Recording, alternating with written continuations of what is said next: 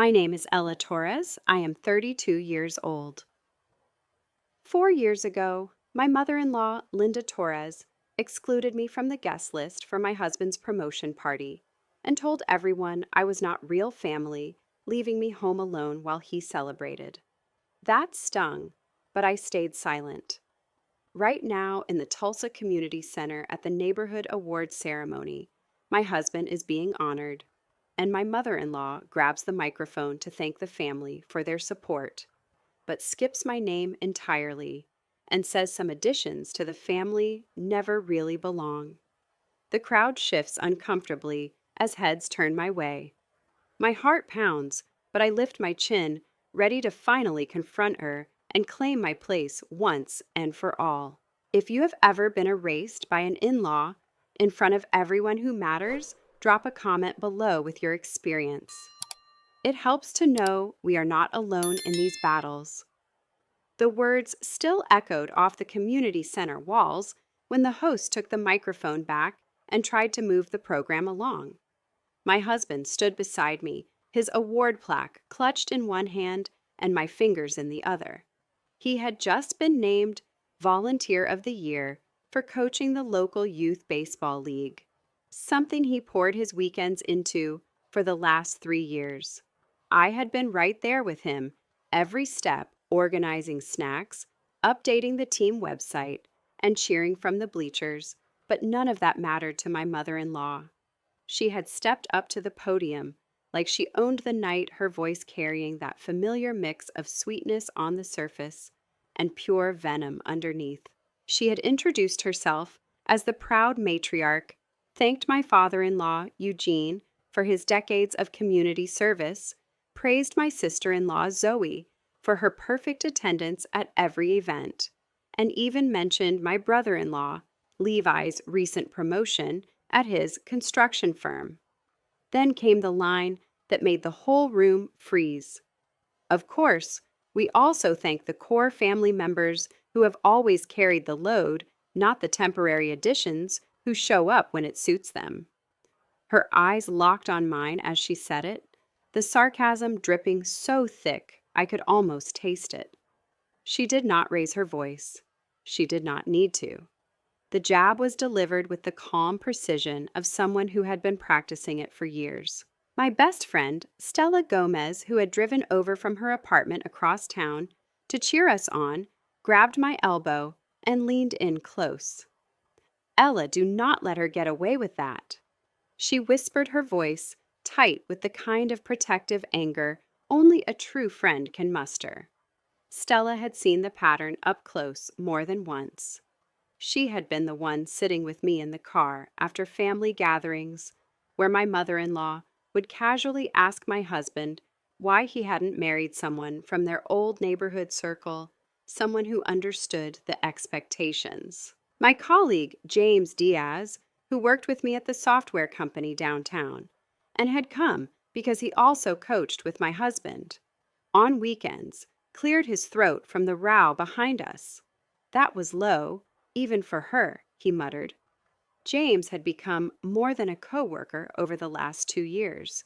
He had watched me stay late to finish client reports while juggling texts from my mother-in-law, demanding I drop everything to help plan my sister-in-law's birthday brunch, the one I was never actually invited to attend, only to assist from the background.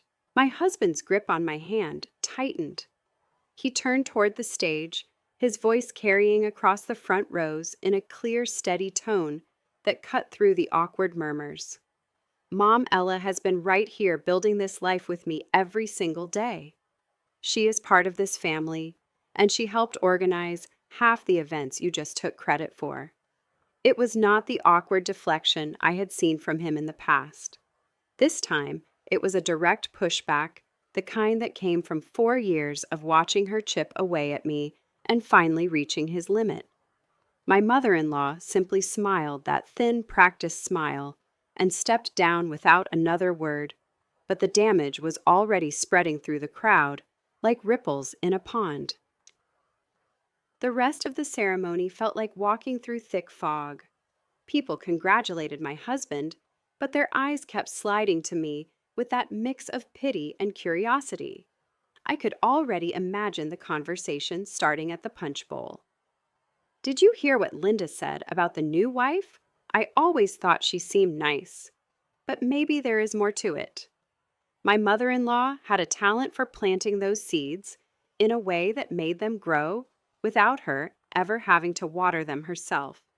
It was reputation destruction disguised as casual family commentary, and she had been doing it since the day my husband brought me home 4 years ago. I thought back to how different everything had felt at the beginning.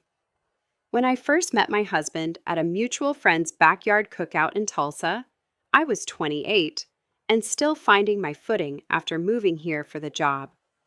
My own family back in Oklahoma City had always been polite but distant, the kind of relatives who sent birthday cards but never showed up for anything important. My husband was the opposite. He listened when I talked about my work as a customer success manager, asked real questions about the clients I supported, and made me feel seen in a way no one else had. When we started dating, he introduced me to his parents with genuine pride. My father-in-law had shaken my hand warmly and asked about my career. My mother-in-law had smiled, but the smile never reached her eyes. "Well, it is nice to meet someone new," she had said, the words carrying an undercurrent that suggested I was exactly that someone temporary. My husband never let her comments slide completely. He would pull me aside later and say things like, "She grew up in a different generation, but that does not make her right." He taught me small lessons that built my confidence the same way someone once taught him. "If something is in our home, it belongs to both of us," he would remind me when I hesitated to rearrange the living room or speak up in family discussions. He encouraged me to apply for the team lead position at work, stayed up late helping me prepare for the interview, and celebrated with takeout when I got it. Those years together felt like building something solid, even as my mother-in-law's little violations piled up. There was the time she planned a family trip to the lake for 11 days and sent the itinerary to everyone except me. When my husband asked why, she had shrugged and said, "I assumed you would be busy with your own things." Another time, she posted group photos from my sister-in-law's engagement party and cropped me out of every shot, captioning them with real family memories. Each incident was small enough to dismiss if you were not living it, but together they formed a pattern of erasure that made me question my place constantly. My husband would notice and counter it quietly, booking a weekend getaway for just the two of us, or defending me in private conversations with his parents. His reactions varied. Sometimes he would call her out right then with a calm but firm interruption. Other times he would wait until we were alone and then have a long talk with her on the phone the next day, his voice rising in ways I rarely heard. The awards night was supposed to be a high point for us, not another battlefield. As we drove home through the quiet Tulsa suburbs, the streetlights flashing across the dashboard, my husband finally broke the silence. "I am sorry she did that tonight. I will talk to her tomorrow." His tone carried real frustration, the kind that came from seeing the same game play out one too many times. I nodded, but inside the anger was building. I had spent 4 years proving I belonged, advancing at work, volunteering beside him, creating a home together. Yet my mother-in-law still treated me like an interloper who could be edited out at any moment. 2 days later, the first real consequence hit. I was in the middle of a client strategy meeting at the office when my boss pulled me aside afterward. "Ella, we have received some concerning feedback from community partners," he said, closing the door. "They mentioned hearing that your family situation is unstable and that it might affect your reliability on long-term projects." I knew exactly where it had come from. My mother-in-law had been active in the same professional circles through her charity work. She had made calls. She had planted the doubt. The sabotage was no longer private jabs. It was starting to touch my career, the one thing I had built entirely on my own. I left the meeting with my stomach in knots and drove straight to Stella's apartment. She listened while I paced her living room, then said, "This is escalating, Ella. You cannot keep swallowing it." James texted me later that same afternoon after hearing rumors at the company water cooler. "Hey, I shut down what I could, but you should know people are talking." The support from both of them felt like a lifeline, but it also made the isolation my mother-in-law created sting even sharper. That evening, my phone lit up with a message from my mother-in-law. "We need to discuss your role in the family before things get more complicated." No explanation, just that single line delivered with the calm certainty of someone who believed she still held all the cards. I stared at the screen, the words blurring slightly as my pulse quickened. My husband was in the kitchen, making dinner unaware of the text. But I knew this was the moment the repeated small violations had finally pushed me past the breaking point. I set the phone down on the counter before my husband could see the screen and walked into the kitchen, forcing my voice to stay even. "Mason, your mom just texted. She wants to discuss my role in the family before things get more complicated." He looked up from the stove, spatula paused mid-air, and his expression shifted from relaxed to concerned in a heartbeat. "What exactly did she say?" I showed him the message. He read it twice, jaw tightening, then set the phone aside and pulled me into a quick hug. "We are not letting this slide. I will call her right now and set up a family talk tomorrow night at their house. This has gone on long enough."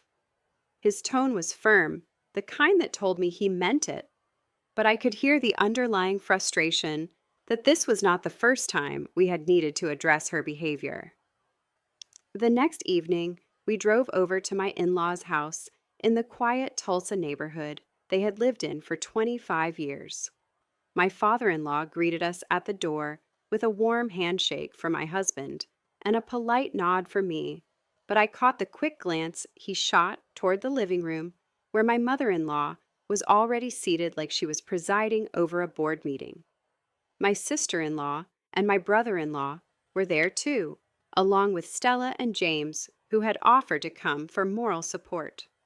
We all settled in the living room, the air already thick with unspoken tension. My mother-in-law wasted no time. She leaned forward, eyes locked on me, and delivered the first blow with that calm, cutting voice she had perfected. "Ella, let us be honest here.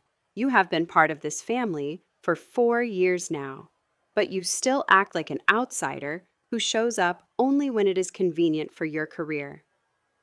Last night at the awards ceremony was embarrassing for everyone. People are starting to ask questions about why my son's wife seems so disconnected from our values. The words landed like a slap, personal and precise, exposing exactly how she had always viewed me as temporary, as someone who did not measure up to the image she had built of what a proper daughter-in-law should be. I opened my mouth to respond, but before I could, my father-in-law surprised everyone by cutting in sharply. "Linda, that is enough. We do not air family grievances like this in front of guests." His reaction was not the quiet agreement I had seen in the past. This time, it was a sudden defensive outburst, his voice rising in a way that made my sister-in-law shift uncomfortably on the couch. But then just as quickly, he changed the subject, entirely turning to my husband with a forced smile. "Son, tell us more about that new volunteer program you're starting next month. That sounds like real progress." The topic shift was so abrupt, it left the room hanging, and I could see the frustration flash across my husband's face. It was classic for him lately, defending me one moment, then steering away the next, leaving me to wonder if even he was tired of the constant battles. Stella squeezed my hand under the coffee table, her support steady as always. James cleared his throat from his spot near the window and spoke up directly to my mother-in-law. Mrs. Torres, with respect, Ella has been the one handling the team website and sponsor outreach for the baseball league. She is not disconnected. She is the reason half those events run smoothly. His words were a welcome counter, but my mother-in-law simply waved a hand dismissively, her gaze never leaving me. That is exactly my point. She continued, initiating another jab that cut deeper. Ella, you pour all that energy into your job at the software company and these side projects, yet when it comes to real family obligations, you are nowhere to be found. Zoe needed help planning the church fundraiser last month, and where were you? Too busy climbing your little corporate ladder to remember that family comes first. The sarcasm in Little Corporate Ladder was pure venom, laced with long-held resentment that I had built something independent instead of fitting neatly into her expectations. My stomach twisted the familiar sting of being painted as selfish, rising up, but I forced myself to stay calm. My husband jumped in again, his voice steady but edged with anger. Mom Ella helped Zoe with the vendor list from her office during lunch breaks. You know that. Stop twisting things to make her the villain here. My father-in-law reacted differently this time, his earlier outburst giving way to a quiet anger shown through a clenched jaw before he stood up abruptly. I think we all need some coffee. Let me get that started. He left the room, the physical avoidance clear, but later that evening, he pulled my husband aside in the hallway for what I later learned was a private confrontation where he admitted the pressure from my mother-in-law had been building on him too. It wasn't agreement with her, but it was not full support for me either, the kind of middle ground that left me feeling even more isolated. The conversation dragged on for another hour with my mother-in-law steering every turn back to how I supposedly failed to integrate. She brought up the 11-day lake trip she had planned without including me, claiming it was just for the core group and that my absence proved I preferred my own space. My sister-in-law chimed in, once echoing her mother with a sweet but pointed comment about how family traditions matter. But my brother-in-law stayed mostly silent, shifting in his seat. Stella finally spoke up, her voice sharp. This is not about traditions. This is about erasing Ella every chance you get. My mother-in-law's eyes narrowed, but she did not back down. By the time we left, the psychological pressure had ratcheted up another notch. I felt raw, like every small victory I had earned in the last 4 years was being dismantled in real time. My husband drove home in silence. At first, then finally said, I am done letting her dictate this. We will set some boundaries starting now. His support meant everything, but the damage from the night was already spreading. The real fallout hit 2 days later at my office. My boss called me into his office after lunch, closing the door with a serious expression. Ella, I received a concerning call from a community partner yesterday. They mentioned hearing that your family dynamic is unstable and that it might impact your availability for the big client rollout next quarter. We need reliability here, not distractions. I knew instantly who had made that call. My mother-in-law had contacts everywhere through her charity circles, and this was her way of turning private resentment into public sabotage. The words unstable family dynamic echoed her exact phrasing from the awards night, and the timing was too perfect to be coincidence. I left work early that day, heart racing, and met Stella at a quiet coffee spot near my building. She listened as I recounted the conversation, then said, This is crossing a line, Ella. Your career is yours. She cannot touch that. James texted me shortly after confirming he had overheard similar rumors floating around the office break room. The support from both of them kept me grounded, but the suspense of what my mother-in-law might do next hung over everything like a threat I could not quite see coming. That night, my husband and I talked late into the evening. He had confronted his mother by phone earlier, but her response had only doubled down. She told me, "You need to understand your place or step back," he said, repeating her words with visible frustration. My father-in-law had apparently tried to intervene privately, afterward calling my husband to say he thought things had gone too far. But then he changed the subject to sports, avoiding any real resolution. It was the same pattern, varied enough to feel unpredictable, but still leaving me carrying the weight. I went to bed with my mind spinning, wondering how much more I could take before something broke. The next morning, my phone buzzed with another message, this one from an unknown number, but the content made my blood run cold. It was a forwarded email chain that my mother-in-law had clearly started detailing concerns about my commitment to family and suggesting it might affect my husband's standing in the community league. The email was addressed to several of the same partners who worked with my company. The trap was closing tighter, and I knew the next conversation would not be a simple family talk. It was about to become something that could cost me everything I had built. The forwarded email chain sat on my screen like a live grenade, listing every so-called concern my mother-in-law had about my commitment to the family and how it supposedly spilled over into my reliability at work. I showed it to my husband the moment he walked through the door that evening, and his face went from tired to furious in seconds. He read it twice, then called his mother right there in the kitchen. I could hear her voice through the speaker, calm and cutting as always. "Mason, darling, someone had to say something before her distractions ruin your reputation in the community league. Ella is a temporary addition, at best always putting that software job first instead of learning her place here."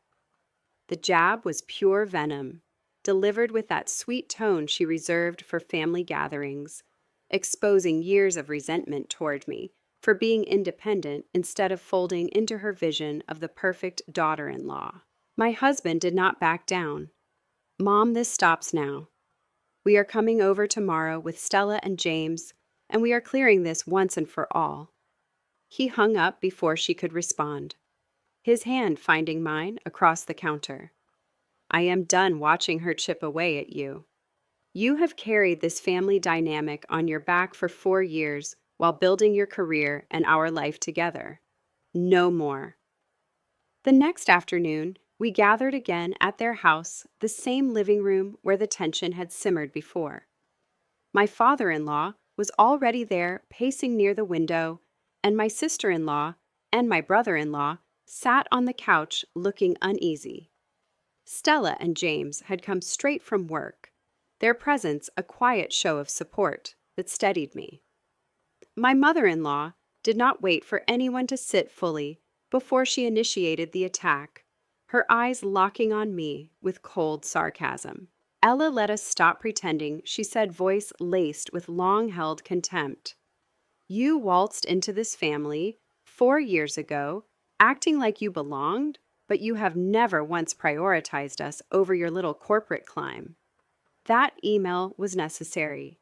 People need to know you are not the stable partner my son deserves, always chasing promotions, while real family obligations slip through the cracks. The words hit like psychological warfare, each one a calculated strike at my self-worth, reminding me how she had always seen me as the outsider who refused to shrink. My father-in-law reacted with a forced, awkward laugh, at first trying to deflect, but then he stopped mid-chuckle, his expression shifting to something I had never seen, a mix of shock and quiet resolve. "Linda, that is not how we handle this," he said suddenly, interrupting her with a firmness that surprised everyone in the room. He did not change the subject or leave. Instead, he turned directly to me. "Ella, I have watched this pattern too long. You have been nothing but supportive, and I will not let it continue.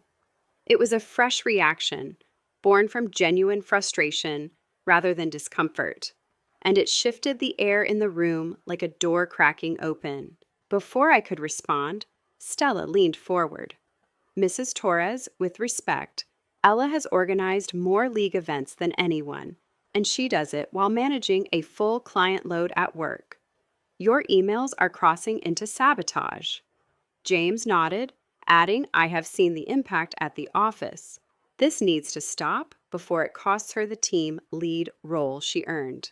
My mother-in-law's face tightened, but she doubled down, initiating yet another vicious jab.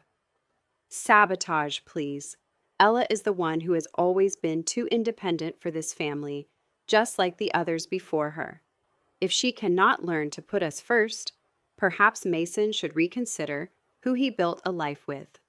The threat hung there, personal and sharp, exposing the deep dislike she had nursed, since day one, resentment that I had carved my own path, instead of becoming an extension of her control. That was when the major twist landed. My father-in-law pulled out his phone and showed us an old email thread he had kept from 2 years earlier. One my mother-in-law had sent to my husband's previous community partners, questioning his ex-girlfriend's fit in the same exact language. I stayed silent then because I thought it was just protectiveness, he said, voice steady. But seeing it happen to Ella again, I cannot. This pattern ends today. The revelation hit like a thunderclap, flipping the power dynamic and showing her history of reputation. Destruction was not new. It was calculated. Shock rippled through the room. My sister-in-law looked stunned. My brother-in-law muttered something about needing air, but stayed seated. My mother-in-law tried to recover with more sarcasm. Eugene, you are overreacting. Ella will never understand our values. But the momentum had shifted. I finally spoke, my voice calm but steel-edged. I have spent 4 years proving I belong by actions, not words. I will not let you erase me anymore. From now on, contact goes through my husband only, and I will handle any professional fallout myself. My husband stood beside me. Mom Ella is my wife, not a temporary addition. We are setting these boundaries, and if you cannot respect them, the distance will be permanent. My father-in-law backed him fully this time. No deflection, just quiet agreement that carried weight. The next week brought the real test. My boss called me in again, but this time I walked in prepared with James and Stella, waiting in the lobby as witnesses if needed. I laid out the email evidence and explained the family interference without drama. My boss's expression changed from concern to understanding. This is unacceptable, he said. We value your work here, Ella. I will reach out to those partners and clear any misconceptions personally. The relief was immediate, but the suspense lingered until the following day when the Community League Board sent a group email distancing themselves from any personal family matters and praising my contributions publicly. My mother-in-law tried one last power play, texting a 48-hour ultimatum demanding I apologize at the next family gathering or face full exclusion. I did not reply. Instead, I met with attorney Owen Morales, a sharp professional Stella had recommended, who reviewed everything and confirmed the emails crossed into harassment territory. We drafted a polite but firm cease and desist letter that Owen delivered himself. The response was silence at first, then a noticeable pullback. My sister-in-law texted me privately days later, admitting the pressure from my mother-in-law had affected her too, and my brother-in-law sent a short message of support. The irreversible consequence came at the next community event, 2 weeks later. My mother-in-law arrived expecting her usual matriarch role, but the board president publicly thanked me by name for the volunteer work, and several partners who had received her emails made a point to greet me warmly. She stood on the sidelines, Her influence visibly diminished the reputation destruction she had weaponized, now reflecting back on her. My husband squeezed my hand the whole time, his support unwavering. I walked away from that night with my career intact, my marriage stronger, and clear boundaries in place.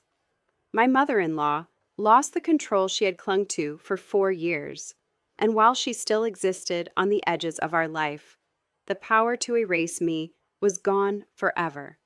I had chosen myself decisively, and the freedom felt earned, not borrowed.